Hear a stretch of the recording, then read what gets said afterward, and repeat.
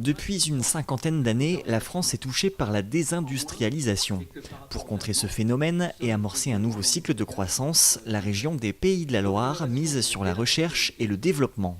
Elle soutient pour cela le CEATEC, qui est un organisme public de recherche à l'écoute des entreprises et qui travaille avec différentes écoles, IUT, universités. L'objectif du CEATEC, c'est de faire profiter l'industrie française, y compris les PME, de ce savoir accumulé par des chercheurs de très haut niveau, de très très haut niveau. Le CEA, je crois, dépose près de 800 brevets par an et CEATEC, à lui seul, 600 brevets. Il faut maintenant que ces trésors de guerre, tous ces brevets, toutes ces innovations diffusent dans le tissu industriel de façon justement à redevenir les numéros 1.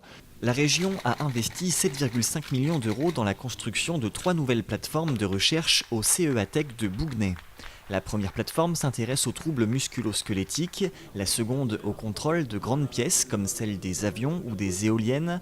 Enfin, la troisième plateforme est équipée d'une grande enceinte climatique. On y teste la résistance de certaines pièces électriques face aux variations de température en milieu sous-marin. Exactement. En fait, une des difficultés sur le développement d'un système en mer, c'est que quand on a un système, quand il est en mer, ça coûte extrêmement cher d'aller le récupérer s'il a une panne. Et donc l'objectif de ce type d'enceinte climatique, c'est de pouvoir venir tester le système en entier dans des conditions proches de la réalité pour ne pas avoir de mauvaises surprises après. 3 plateformes et pourquoi pas 4, c'est l'une, pour ne pas dire la principale annonce du président de région à retenir lors de cette inauguration.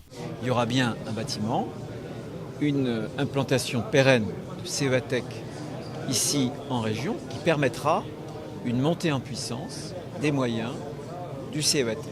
Nous sommes maintenant 40 personnes, 20 permanents, 20 non permanents. Et nous avons pour objectif de doubler ces effectifs d'ici 2020. En fédérant les chercheurs, les entreprises et les universitaires, c'est toute une alchimie autour de la recherche et du développement qui devrait se poursuivre en région des Pays de la Loire.